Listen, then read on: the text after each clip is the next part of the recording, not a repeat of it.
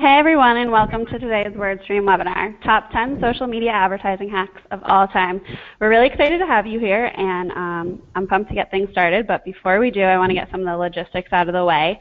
Following the presentation, you'll receive an email from Larry Kim, our presenter today, with today's recording, slides, and contact information if you have any follow-up questions.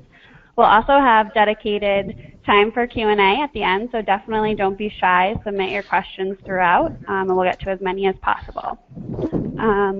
Now, for those of you who are not familiar with WordStream, we are a search marketing software provider with both free and paid tools to help you easily grow your AdWords and Bing campaigns. And as of recently, we also support Facebook advertising, which is super exciting. So if you're looking to master paid search, paid social, kind of all your digital marketing needs, definitely check out PPC University at wordstream.com/learn.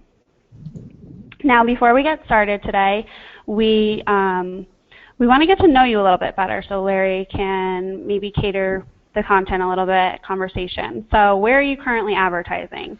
Are you just using paid search? Are you using social media? Are you using both paid search and paid social, or are you not using either at this point? So we'll give you guys a little bit of time to answer that.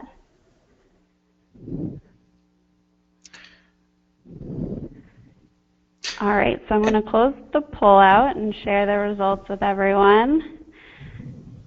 So it looks like more than half are using both, which is awesome, and I think Larry will definitely speak to that a lot today. So now I will hand it over to Larry Kim. Awesome. Thanks, Callie, and thank you, visitors, for attending today's webinar. Before, we're talking a lot about Facebook and social media advertising today, but I just wanted to introduce myself quickly with 3 random facts. Well, firstly, I'm from Canada, originally from a city called Winnipeg, which is famous for being colder than Mars for roughly half of the year. And later, after college, I moved to Boston because the weather is so great here. And here are I cannot see the slides. Just a second here.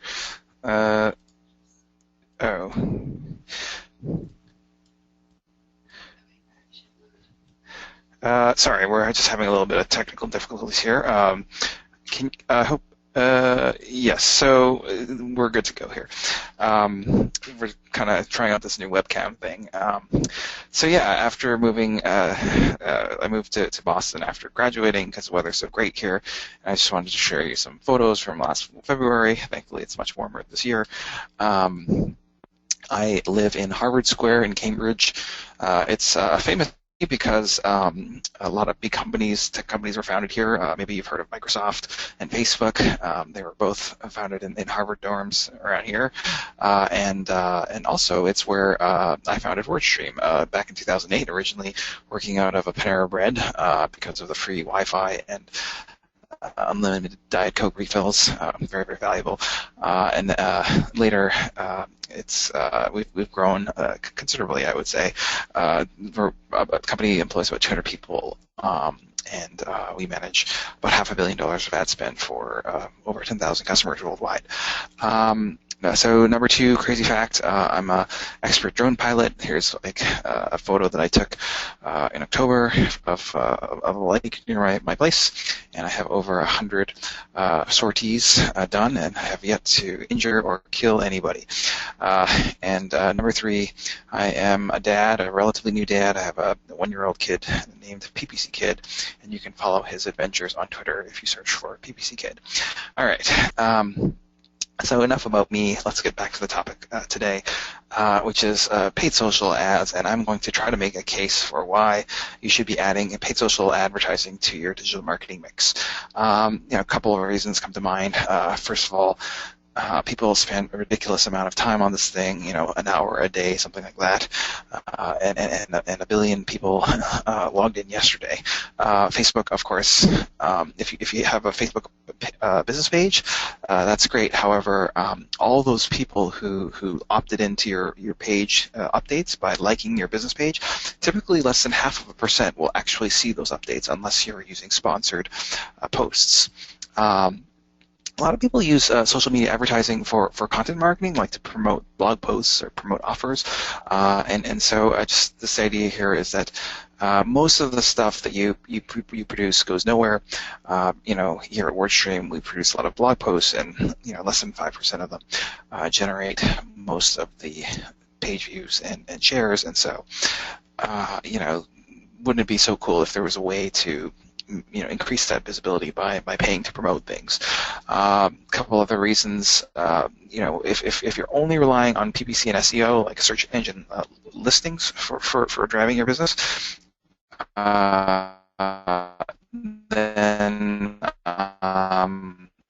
I guess the challenge here has to do with these text ads aren't necessarily very powerful branding mechanisms, like in terms of being able to get people to remember or inspire people about your brand.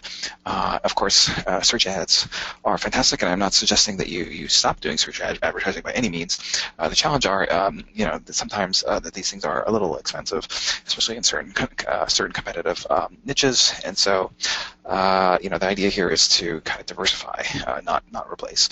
And of course, conversion rates remain very challenging. Across the industry. It's typically 1 or 2%, and wouldn't it be so cool if there was some way to increase these conversion rates? And so I guess what I'm saying here, it's on one hand, PPC, social media marketing, content marketing, whatever you want to call it, it can be a little frustrating, and even actually, I didn't even tell you about the greatest problem or challenge that I think that we're facing here, and that is sort of this notion that the greatest strength of PPC search ads is also its greatest weakness. So what do I mean by this?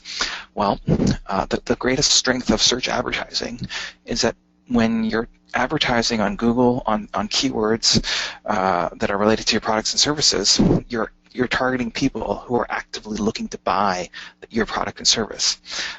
So the flip side of that, so that's the greatest strength. The greatest weakness of that is that you're not really creating new demand for the products and services that you're selling, meaning you're capturing the existing demand for that market, because those people, they already know about those products and services. They were in market to buy that, and so basically it's more about fighting off the competition in your market to capture that existing market demand. And so I guess my point here is just, wouldn't it be so cool if there was some new way to make PPC advertising, to do it in a way that actually created new demand for products and services that you sell, in terms of targeting people who don't already know about what it is that you provide, or who aren't already in the market for that product and service. And also, at the same time, would it be interesting if you could kind of convert those people from clicks to leads at a much higher rate for cheaper. And when I say much higher rate and for cheaper, I'm not talking about like 5 or 10% cheaper. I meant 10 times more cheaper and more effectively. And so the good news is there's new developments in ad technology. New power is rising. By the way, I hope you guys like movies, because I have something like 100 movie analogies here. But anyways, movies are very important to me. So yes, back to the matter here. Why should PPC marketers care about social ads?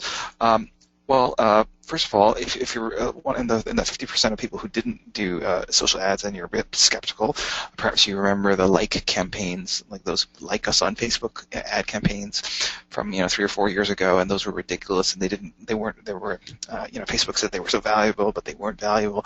So maybe you're a little bit skeptical, but just hang on for just a second. I'm gonna see if I can convince you otherwise. Things have changed, but in order to do this, you're going to have to join the social media advertising rebellion. And so guys, basically here's what I'm talking about. So direct conversion, that's like the search ads, going after the people who are actively looking for their products and services. This has been kind of the holy grail of PPC marketing over the last how many years? 15 years AdWords has been around, and it's definitely really, really powerful. It's like you have these money keywords that you're bidding on, and they convert to you send them to money landing pages, and boom, you're printing money, and it's been great. But at the same time, I wonder if we are not paying enough attention to our trusty sidekick here, Holmes, the assisted conversion. This notion of maybe we could benefit from additional focus and energy and attention on the sidekick here.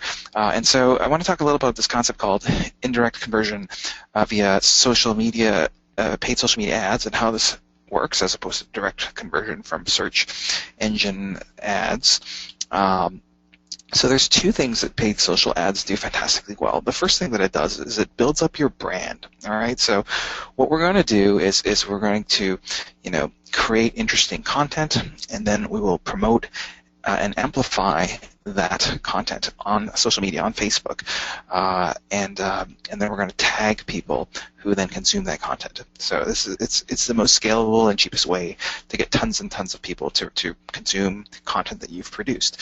The second really interesting thing that social media ads do is that it allows you to then take those visitors and actually convert them into leads and sales for your business. Now, the way that we're going to do this is not by marketing to everyone who visited your site and consumed your content, but rather we are going to be very smart about this and apply very, very targeted filters for behavioral, demographic interests, those types of filters, so that we're remarketing to a very, very narrow segment of those people. And to that narrow segment, we're going to be targeting display social ads and use something called RLSA to promote our actual offers, like the things that we're trying to sell.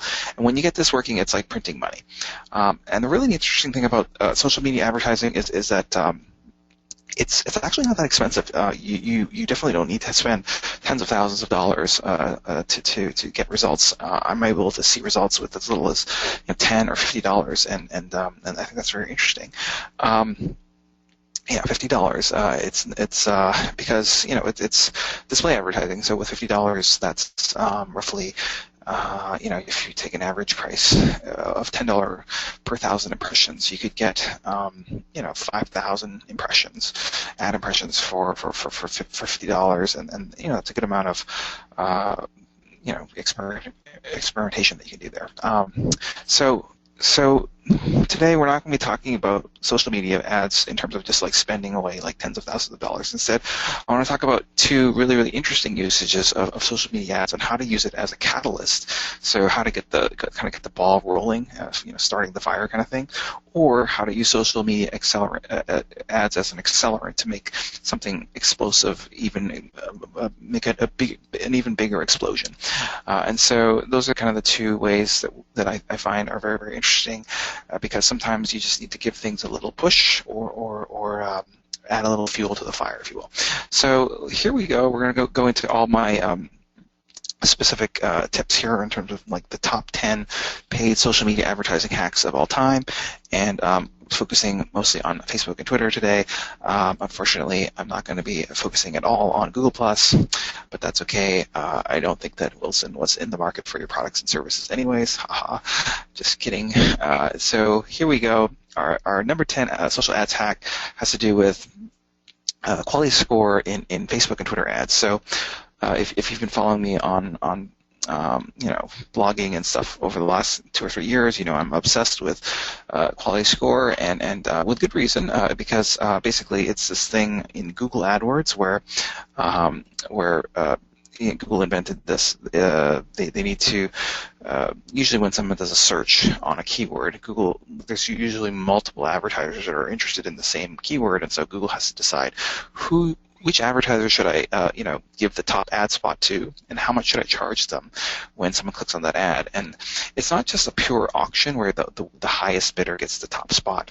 It's based on the relevancy as well as the bid amount from the from the interested parties. So when Facebook came up with their ad auction, call it 4 or 5 years ago, they came up with something similar. They said, "Wow, that quality score thing from Google is very, very interesting. We should copy it," and they did.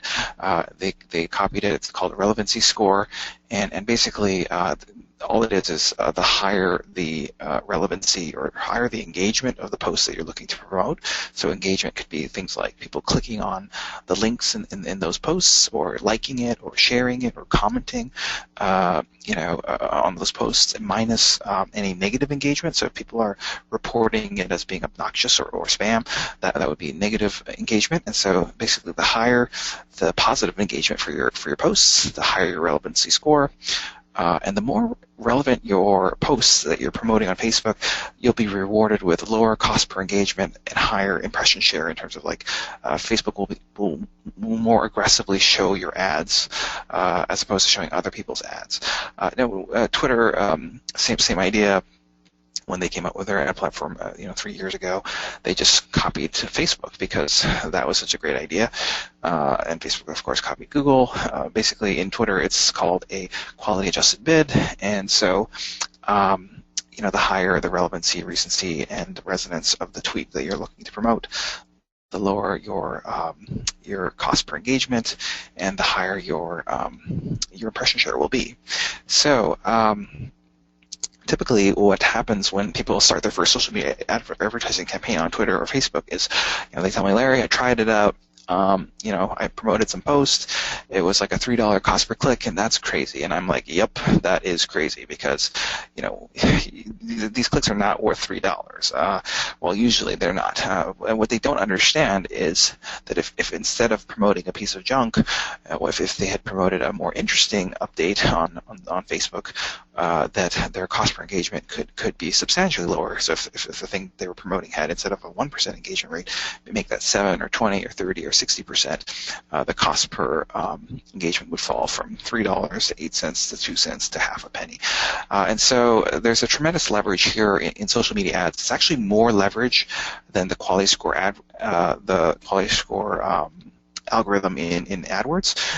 In AdWords, by the way, every point increase or decrease in quality score, your cost per click tends to go up or down by roughly 20%. Here it's we're talking like hundreds. Basically any 1% increase in post engagement. When I do the math here, it results in a 5% increase or decrease in cost per engagement. And the interesting thing about this is that engagement rates can be anywhere from 0.1% to 65%, depending on how you what you're promoting and the targeting parameters. So it's not just about the cost per click or cost per engagement that matters. Of course, it matters, but it's also about ad impression share. So keep in mind, you're not the only advertiser in the world. There's going to be lots of advertisers trying to compete for the same ad impressions on these social media platforms. And so Twitter and Facebook, they need to understand, they need to decide whose ad to show. And so there's this notion of impression share. What it's like the market share for your ads, how often are they showing up relative to how often they're eligible to show up. And so this is just a typical campaign that gets launched on, say, June 16th. And what I wanted to illustrate to you is that every day this campaign ages, the fewer and fewer times the ad is shown, because basically Facebook or Twitter, they're saying, well, why should I focus on this old ad when there's this new one that just got born that I want to focus on instead. So essentially the key takeaway here is to get a high quality score. It's kind of obvious in hindsight, but basically the higher your post engagement, the higher your quality score will be. And if you have high quality scores or relevancy scores or quality adjusted bids, whatever you want to call them, same thing, then your life will be great. You'll have high ad impression share, you'll have a super low cost per engagement, and the reverse is also true. If you're promoting junk, well, then you're going to have terrible quality scores, which will mean your ads will never show to begin with. And if by some miracle it does show and someone does click on that ad, it'll cost you an arm and a leg. So So yeah, this is that guy, Harvey Dent from The Dark Knight, one of my favorite movies. He had a funny saying in the movie. He said, "You either die the hero or live long enough to become a villain." And so in social media ads, your campaigns, they have to win the day, or you live they just live long enough to become complete stinkers. And so the worst thing that you can ever do in social media advertising, and this is really important, guys, the worst thing that you could ever do in social media advertising is say, oh, I have $1,000 to advertise this month, and I'm going to say I have 10 posts to my Facebook wall, and I'm going to equally divide the budget, into 1/10, so $100 each, and then promote each post for $100. No, that's terrible, because instead, what you should be doing is you should just be, not promoting at all the junk and going all in on those top one or two posts. The second worst thing that you can ever do in social media advertising is to say, like, oh, it's been a while since we've kind of had a winner, like something really interesting on our wall. Let's just promote some junk from last month, because we don't have anything new to promote. Because that's stupid, because if it didn't do well last month, it's not going to do any good this month either. So it's a little confusing, because when we think of PPC marketing, where it's like we kind of need some predictability over spend, it's like, oh, I need to spend this much per month. But in reality, you're going to need some flexibility to just to wait for the perfect pitch before you swing. So what I'm suggesting here is the interesting thing about this is that there's no limit of number of pitches that you can see. Like, you don't have to swing after 4 balls or whatever. So the idea here I'm suggesting here is that you go all in on your unicorns. You promote only your best stuff. I'm calling these unicorns because I think they're just really rare and beautiful creatures. And I just wanted to give you an example of such unicorn. This is a jokey little thing that I posted on my social media the other day. Actually, it was last year. It was just like, goodbye, comma, Google Plus, and I have a link here, and then I photoshopped a little gravestone with the Google Plus logo. In case you haven't figured out, I'm not a huge fan of Google Plus, but basically, I posted it organically, and within a few minutes, it got 100 retweets, and I was like, wow, that's so amazing! It got so many retweets.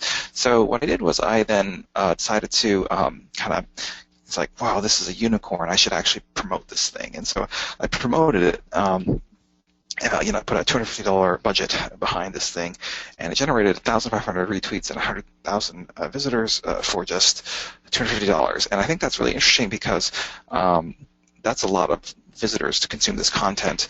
If you consider, your time is not free. It definitely costed me more than $250 to write the thing, just in terms of the amount of time spent writing the thing. So you start to see what I'm saying about social media ads being like a really, really powerful leverage to amplify the reach of the content that you're producing.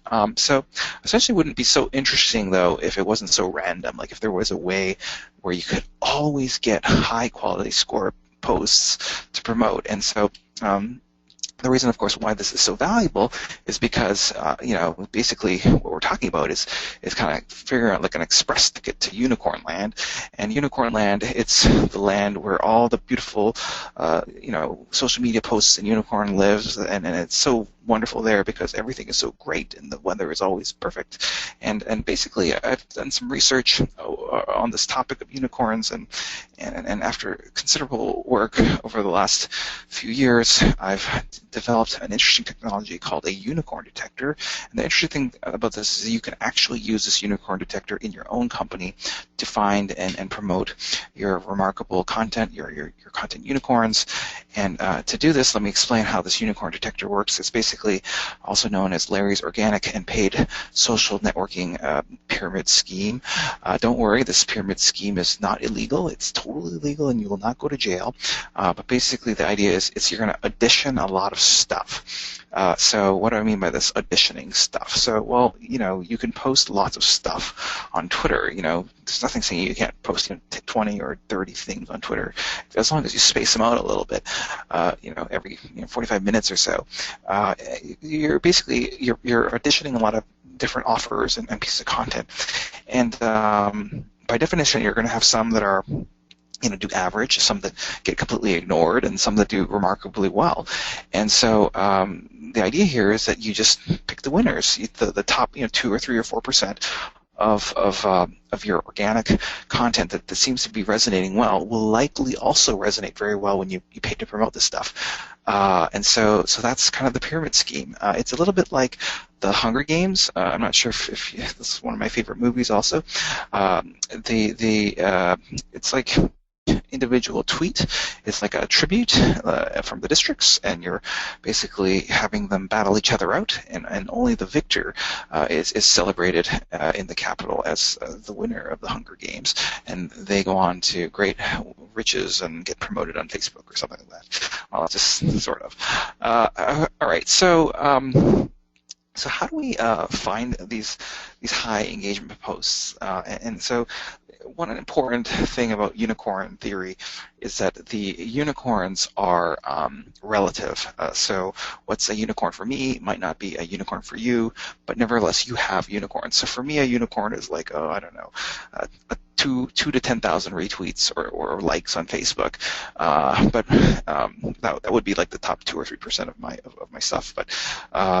But for you, it could be even more or less. Might even be like 100 likes or something like that. So the point is, what you do is you just look at the available things that you've auditioned, okay, and you just download that data from Twitter Analytics or Facebook Insights, and just sort by the column of engagement that you're most interested in, whether it's click-through rates or app install rate or retweet rate. Just sort by whatever metric matters the most for you. It could be conversion rates, and then that is your unicorn, like the top, top 2% or top 3%, those are your best things, and those are the ones that you should be promoting.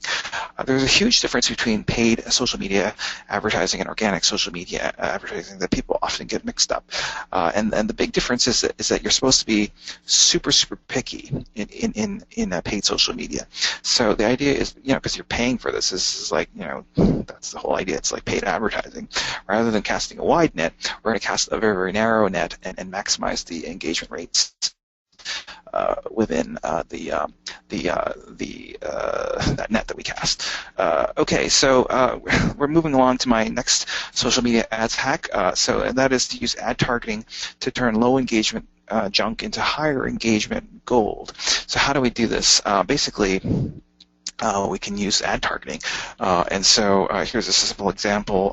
I wrote some article for Inc. magazine about the new Google CEO last August, and I put it on my social media. It generated 90 likes or something like that. Not a huge success, 2 or 3% engagement rate. But what I did was I was able to increase that engagement rate from 2 or 3% by 10 times to 27%. And the way that I did it was by spending $49.93 to promote the thing to not everybody. Remember that I'm not casting a wide net. I want to just target only people who mentioned the hashtag alphabet. And so that by doing that, I got people who are very, very interested in this topic, and so that generated 32,000 impressions, 2,183 clicks, 348 retweets, and 18 new followers. Not a bad deal. Remember how I was saying it's $50 or less? That was actually not a gimmick.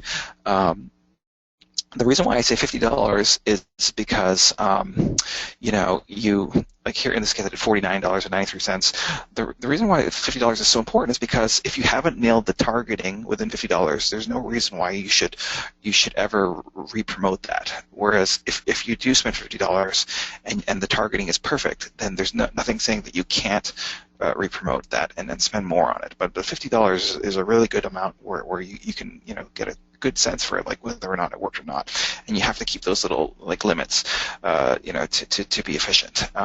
So that's that. Basically, the idea has to do with turning. So no matter how boring your stuff is, okay, even if it's like, oh, this is so boring, it's about taxes or something, like you could make that boring thing into something kind of very interesting, provided that you nail the targeting. So I want to talk about my number 8 social media ads hack here, and that has to do with getting free clicks. So what do I mean by getting free clicks? Well, it's kind of interesting. people are confused about social media advertising. What they don't realize is that when you pay for social media advertising, you're paying for only the things that are directly attributable to your ads. So, like, if I pay to promote something in Callie, our moderator, if she likes that thing on Facebook, and then that people then I have to pay for that. But if Callie's friends then notice that she liked something, a certain piece of content, and they then click on that ad, that doesn't cost me anything, because that's like a bonus. And so basically, it's buy one, like or retweet or whatever, and depending, that's actually the reason why you should focus on promoting high engagement stuff, because that's the stuff that's most likely to get liked and retweeted, and those are the ones where you're going to get the best deals in terms of buy one and get 3 clicks free. And this is just like an organic impression graph. Look, you can see the blue line shows okay, I put something on my social media and I got a lot of impressions in the first hour, but then over the next few hours, the impressions went to 0. But then when I paid to promote the post, not only did I generate a ton of paid impressions, but also the organic impressions also spiked up. So that's the kind of the free effect. So we're talking about number 7, social media ads hack, which has to do with increasing commercial intent using demographic and behavioral targeting. Obviously the point is not to drive mad hits to your website. If your strategy is to drive mad hits to your website, and 1999 is calling, they want their website strategy back. No, we're not going to do it that way. What we want to do instead is make it so that the clicks that we're paying for are coming from people who are actually qualified and likely to buy the products and services that we are hoping to sell in the end. So how you do this is, so this is a USA and Canada and United Kingdoms only. I don't think this works in Europe, but basically there's this notion of behavioral targeting. So I can target my ads not just to everyone, but with people with certain purchasing behavior, people who, this is one that I use for my company WordStream. I target people who've recently purchased marketing software on credit cards. But there's thousands of these different types of, purchasing behavior that you can target off, in terms of what kind of car they own, etc. Another interesting thing you can do in Facebook advertising is nail the demographics. So if you precisely can describe who it is your target market is, if you're a jeweler, maybe you're looking for someone who's wealthy and who's coming up on a 25th anniversary or something, because those people are going to probably spend some good amount of money on something, or someone who's recently engaged. Maybe they're going to need to buy some wedding bands or something like this. But the point is, there's thousands of these kind of demographic filters that you can go after and really narrow the target so that you're not going after everyone, but rather just the people who meet your target demographic. I want to talk a little bit about number 6 hack here. It has to do with social media remarketing. The only thing I'm going to say about social media remarketing is that it's very, very powerful, because people who are familiar with your brand, so remarketing, it's targeting people who visited your site in the past. People who are familiar with your brand are 3 times more likely to engage with your sponsored updates in the future. And if they do click on your ad in the future and click through to your site, they're actually twice as more likely to convert to a lead or a sale. And of course, the reason is because these are people who are familiar with your brands. And so what do we do with the power of social media remarketing? The thing that we're going to do is we're going to use this power to push and promote the hard offers, the actual buy the thing right now, or let me come in for an in-office consultation or something like this, the offers that people really have to kind of make a strong commitment, either with their time or their money, because this this powerful remarketing thing means that you're going after people who've checked you out recently, and that is the strongest indicator of future purchase intent in the near future. So it's enough about remarketing. I want to talk about something even greater, and that is super remarketing. Now, don't worry if you've never heard of super remarketing. It's actually not an official industry term. I just made this up myself. But it kind of reminds me of that show the Transformers, like, I don't know if you guys watched this as a kid, but basically when those Constructicons merged to form Devastator. And so super marketing, it's kind of the same idea. What we're going to do is we're going to combine some of the hacks that we've been talking about in terms of like combining the behavioral interest and demographic targeting along with the strategy of using high engagement content as bait. And so behold the power of super marketing. You're not targeting everyone in the world. Rather, you're targeting a narrow set of people who've declared interests in your stuff based on the fact that they've purchased things that are complementary.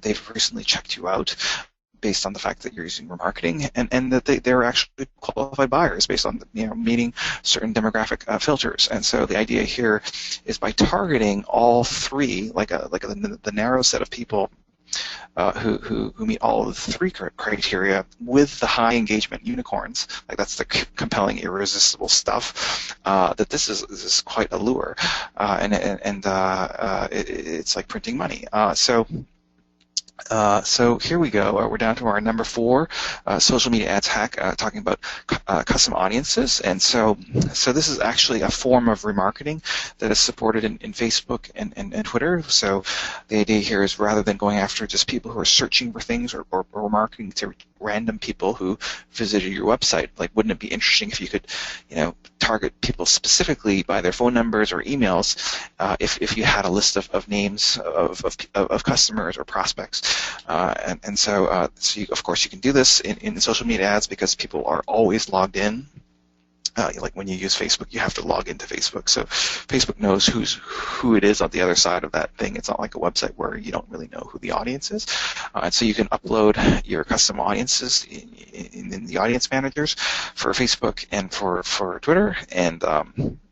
And that's kind of interesting because it makes this whole thing feel a lot more like email marketing, but it's a whole lot better. Like, just to give you an example, say I had an email blast that I wanted to blast the WordStream list, like, hey, I'm speaking at some conference. I need to blast the people who live in London or something. And if I asked my marketing team for this, even though I own the company, it's like they'll be like, whatever, Larry. It's like the next opening is like 6 months from now. And we're not going to put in another email blast tomorrow because we don't want to well, there's a queue, first of all, and they don't want people to unsubscribe from this list. So basically what I'm saying is email marketing, there's a lot of problems in terms of like the constraints and also kind of the fear of using it. And so using social ads, I can blast out that same kind of content to specific people, but for cheaper and more effectively. And I also wanted to give you a couple examples of this in practice. So as you know, I'm a blogger. So here's a blog that I did a little while ago. It has to do with Google Plus and Gmail integration being decoupled. And I thought that was kind of a big deal because before that, they were like making a big deal about how they were integrated and you needed both. And so the reverse is also true. It's like you don't need them. So I blogged this thing, and I wanted a lot of people to see it. And so the problem was I discovered this thing kind of randomly on a Friday, and so it wasn't a really great time to break a news story. So of course I shared the thing on my Facebook and my Twitter. But the one thing that I did that was really interesting was I promoted the post not to everyone. Remember, the point is to cast a narrow net, not a huge net. I promoted it just to a very specific list of 1,600 influential people on a custom list. And so by doing this, people like editors for the Wall Street Journal or New York Times or Mashable or TechCrunch, et cetera, et cetera. And so by doing this, the story then got picked up in marketing land within just 2 hours, literally. So it's 7 p.m. I think I published it at 5, and so see that blue underlined thing, Larry Kim, the WordStream blog. That's a link. It's kind of a big deal if you're an SEO because you're trying to get all these high value mentions and press links. And so the interesting thing was that was just one press pickup. By Saturday, remember there's 1,600 names on this list here, and so by Saturday it's showing up in VentureBeat and the Register and dozens of other websites. By Monday, this thing is in over 500 newspapers in the world, including some of the biggest ones like the Washington Post, Lifehacker, Fast Company, Information Week, et cetera, et cetera. So basically, let's just kind of recap here. We spent $50, spent 10 minutes, and for that kind of investment, we generated 100,000 site visitors and 500 press pickups and massive exposure for the company and their brand. And so that's kind of interesting in terms of return on investment. Now, of course, you're probably thinking, oh, you just got lucky. Well, in pay-per-click, guys, once is a fluke, twice is a trend, as every good marketer knows. So I wanted to just give you one other example. And by the way, there's nothing special about these stories. Anyone could do this. I just wrote a story called "Does Twitter Ads Work?" and I compared the ad performance of Twitter versus Facebook, and just made it into a little graphic so that you could share it. And I put it on my social media, and I promoted it to that same list. And basically, it was very interesting because the editor-in-chief, who was one of the persons on my list, they called me back and they said, "Hey, we saw your thing. We think that's interesting. We would love to syndicate the post." That means they would like to use that post as a guest post on their website. And this is a big deal, of course, because Business Insider is a much bigger entity than the WordStream blog. And so I thought that was kind of interesting. I was like, I'm a big SEO guy, so I was pretty excited about this, getting the link. Then I was like I should really share this because maybe people didn't see the article, so I'm going to share the new copy of the article, even though it's the same article as before. It's on Business Insider. But then I heard a voice in my head, and it was like, Larry, you should go all in with your unicorns. And it's like, what? I should go all in with my unicorns, but I already spent $50 promoting this thing, and it was like, well, okay, so. All right, I'm gonna, even though I've already promoted this thing, I'm gonna just use the force and just kind of re-promote and spend another $50 here, and then within an hour, I got this email from Fox Business News, and they're saying "Hey, hope you're doing great. We saw this article on Business Insider. We'd like to send you a car and pick you up for a segment on Fox Business." And so the next day I'm on TV on the Fox Business channel. Guys, this is like 1 million people watch this business channel. It was a 4.5 minute segment. That would have cost me hundreds of thousands of dollars to buy that much in commercial ads, like TV commercial ads. So this is tremendous exposure. And the really interesting thing about this is after being on Fox Business, as a result of that ad campaign, I get an email from the VPs at Facebook, and they were like, "Oh, we liked that piece. We really want you to visit us at our campus and give you, some overview of some interesting stuff that we're working on." And so the coolest thing about that was when I visited their campus, one of the ladies who worked there, the PR VP or whatever, she found out that I was having this kid. This was just over a year ago, and so she gave me this baby Facebook onesie or hoodie, a baby hoodie, and this Facebook hoodie is worth $25, which is basically half of the value, half of the cost of the campaigns that I just recovered there. So it's I only ended up spending $25 in the end, and so if you discount the value of the hoodie that I was going to buy anyways. So huge amounts of traffic and site visitors and leads and press pickups and free television spots. I was even on the radio on the BBC News or something. So pretty interesting investment. And maybe even if you're not into content, maybe your company doesn't do a lot of blogging, maybe you're just an e-commerce company, nothing wrong with that. The same email technology you can use to you can segment your customer lists. So people with expired warranties or frequent customers or abandoned shopping cart users or recent purchasers, whatever. The same idea how you're already doing segments in your database of emails and sending out offers to those segments. You can replicate those segments on Facebook. And so why this is so interesting is because your email open rates are typically 5, 10, 15%. That means that 95, 90 80% of the people who are eligible for these offers aren't even looking at them, and so so that's a lot of untapped potential there.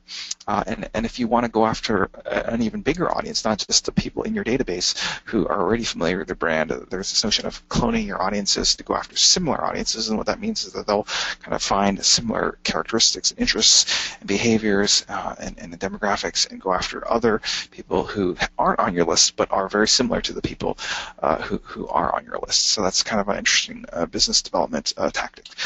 So we're almost at the end of my webinar here. I want to talk a little bit about how to get even more free clicks. Like, yeah, kind of crazy, right? Like, I think I've already been talking about how to get free clicks, but there's even crazier ways. Here's something that I've been experimenting with last week. So this is very, very current. So you can even see the date on this. This is January 26th. This is a story called "Multitasking is Killing Your Brain." I know it's like a crazy story, but basically I posted this thing on Medium, and wow, guys, this thing has almost half a million views in the last week, and 4,824 likes on Medium. And you might be wondering, well, how the heck did you do that? Well, I used just custom audiences. I just, scraped the Medium website for like active users, scraped their Facebook and Twitter IDs, and then I spent $7 promoting a story to like these people who use that platform, and then they hearted, like they liked that story, and then I got like once you get 200 people to like your story, and then it gets to the top stories, and then once it gets to the top stories, everyone says like, wow, that's so amazing. And so it just kind of, you hit this jet stream and escape velocity, and it's like, remember I was saying earlier, you need to use this as either a catalyst or a accelerant. So this would be an example of using Facebook ads as a catalyst to get the ball rolling, and once it starts rolling, then you're good. I do this similar tactics on LinkedIn. This is kind of interesting. I don't know if I've shared this before, but I get 182,000 profile visits, basically almost 1 million profile visits on my LinkedIn every year. How the heck do you do that? That's actually substantially more than Barack Obama, although, I'm sure Barack Obama is probably dealing with like more important things in his LinkedIn profile, like, I don't know, fighting ISIS or something. But anyways, the point is, the way that I do this is I just use LinkedIn Pulse, which is their blogging platform, and what you can do is you can publish stuff, but it's not enough to just publish stuff. You need to actually get to the top of the list. It's like Dig and Reddit. Like, you're not trying to just submit to Dig and submit to Reddit and then boom, you're like done. You have to get to the top of those channels. Because it's like winner take all, right? Like, if you're the number one thing on the Dig, well, then you're going to get a lot of attention and exposure. So how do you get to the top of these channels? You just push Facebook and Twitter ads to specific demographics. In this case, guess who I was targeting? I was targeting, let's see, single mothers. So this has to do with working moms, because this is a study about Harvard study about how working mothers raise more successful daughters and more empathetic sons. And so basically, I have a wife and a kid, and my wife feels like really, really guilty because she works. It's called mommy guilt, and basically I was targeting my wife with these ads. Here's a study saying like, oh, you don't have to feel guilty because it's actually helping your kid, and of course they're very motivated to then share and like these posts, and that kind of accelerant kind of gets things started. All right, so number 2, we're down to just a few minutes left here. So the social media hack has to do with these new social ad formats. So the funnel, as you know, it's like a 15-year-old concept, and it's probably not relevant anymore, given mobile. It can allow you to bypass certain stages of this funnel or skip them entirely. How? By using call buttons, so that rather than sending them to a landing page where you lose 98% of them, you could actually just have them call you, and that's worth much more. And of course, interesting thing about Facebook mobile is that it's like a 5-to-1 ratio of people using it on mobile versus desktop, whereas on searches it's basically even 50, like 1-to-1 ratio. So most of the time people are using Facebook, it's on a phone, so there's a higher likelihood that they'll be able to call you. It's even higher on Twitter. It's something like 80% of Twitter users are on mobile. So kind of the idea here is rather than paying for just clicks to websites, you're actually paying for actual leads, like people calling you, and that's worth more. And here's kind of an interesting format called the direct response social ad format for Facebook. So rather than having people fill out some kind of complicated lead generation form, just hit subscribe, and then your username and first name, email, and contact information gets sent automatically.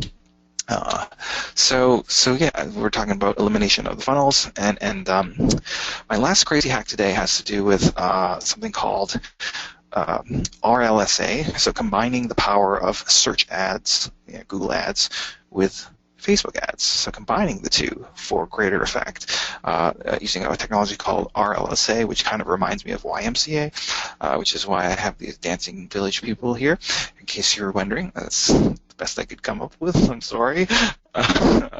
But this is a little bit of an advanced topic, so try to keep up here.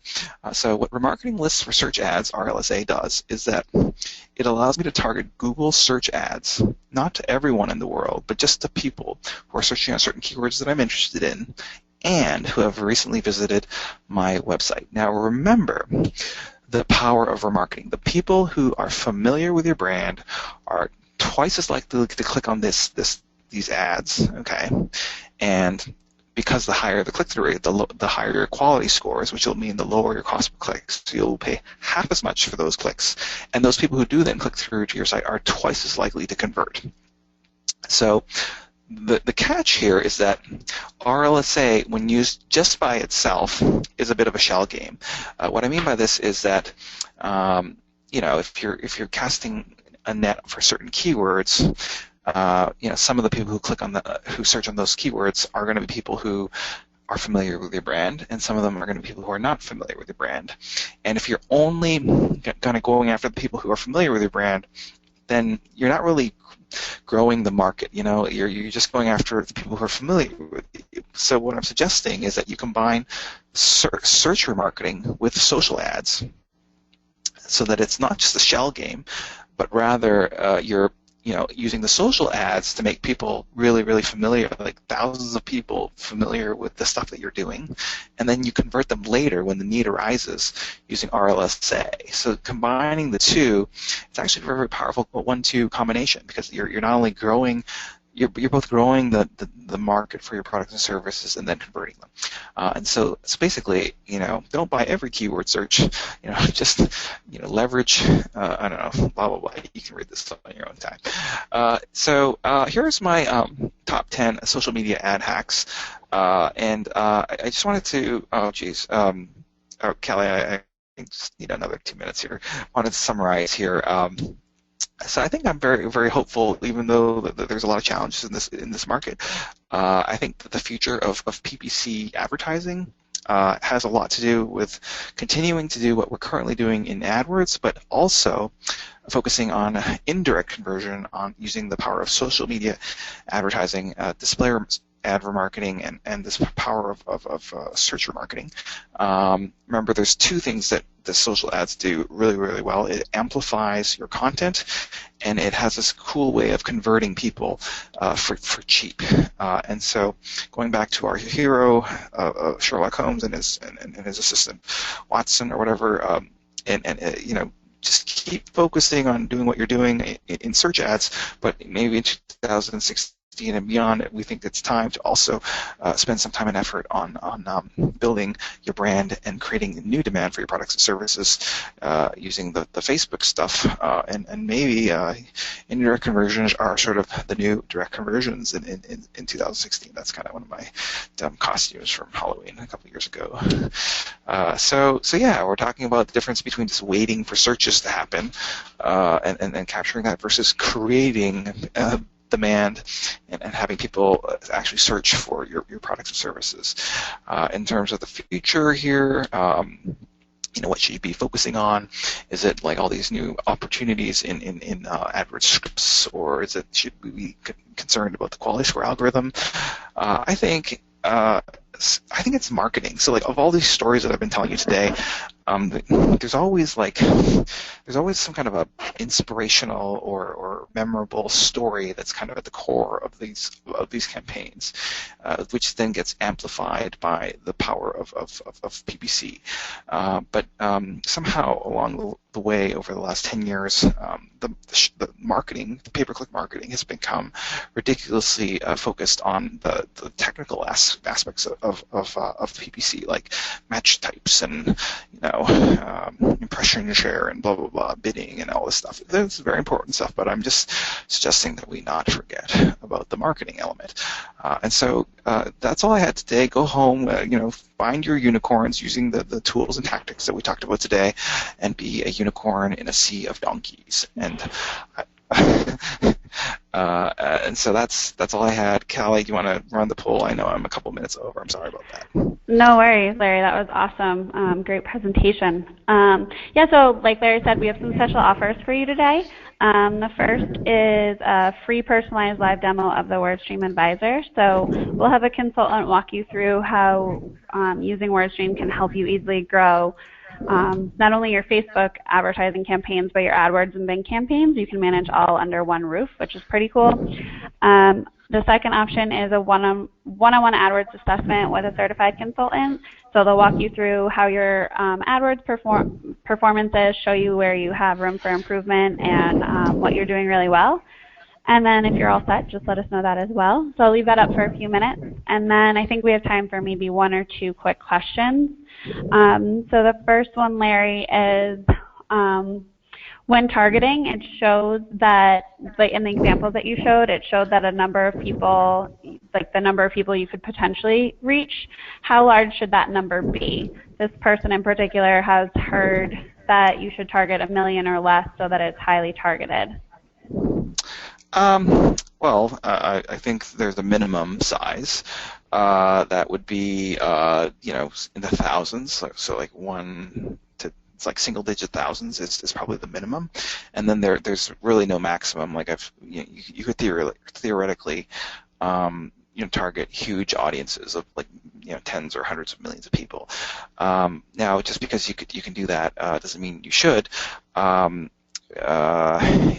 It just depends on what the objectives are. If it's just like a branding campaign where you're just trying to cast a really wide net, which I don't think is really interesting, then sure, go ahead, go after those big names. I think it's more interesting when you're going after the smaller targeted things of like 50,000 people or 2,000 people. In the examples today, I was showing you what you can do with smaller audiences. Great. Now the next question, Larry, it sounds like most of the money you spend when promoting your post is on engagement. Do you ever spend on any of the other options in Facebook or Twitter? Yeah, so click campaigns are probably my number one favorite. Number two, I do pay for follower campaigns on Twitter. Because organic reach exists on Twitter, but I do not pay for follower campaigns on Facebook because a follower on Facebook is worthless. Like organic reach is nothing, so there's no point in buying those followers. Beyond that, I think video ads are very interesting. So if you're trying to run video ads, there's like a video ad pay-per-view kind of format. Those are my top three. Great. Now time for one last question. So this person's in charge of running this social media account for a 20-year-old video production company. They didn't have a social presence until 6 months ago. So in that case, how important is the number of followers or business page likes? Oh, good news. It's like, Kelly, it's like, have you ever been to the grocery where there's like like a slow lane and a fast lane, and it's like, you're stuck in the slow lane and you wish you were in the fast lane. Well, like social media advertising, it's like perfect for this company that has no social presence, because it's like it actually favors the lazy. Okay, like if you, I mean, lazy is like, maybe that's a little harsh, but like people who haven't, invested the last 10 years in working on their social media, you're in good shape now, because for just paying a small admission fee, and sometimes it's nice to be able to throw a little bit of money at the problem rather than spending 10 years on something, you can go after like really targeted audience of people, either remarketing or lists or certain demographics or interests. Saying like this company, this video marketing company is at no disadvantage for not having a ton of followers that are now useless. Any questions? Great. Yeah, that's great. So unfortunately, that's all the time we have today. Larry, thanks for an awesome presentation as per usual. And guys, thanks for joining us today. We hope to see you at a future WordStream webinar, and also be on the lookout for an email from Larry with the recording and slides from today if you want to continue learning and reference these later on. Hey, thanks guys. Thanks, Kelly. Have a good one. Bye. Bye-bye.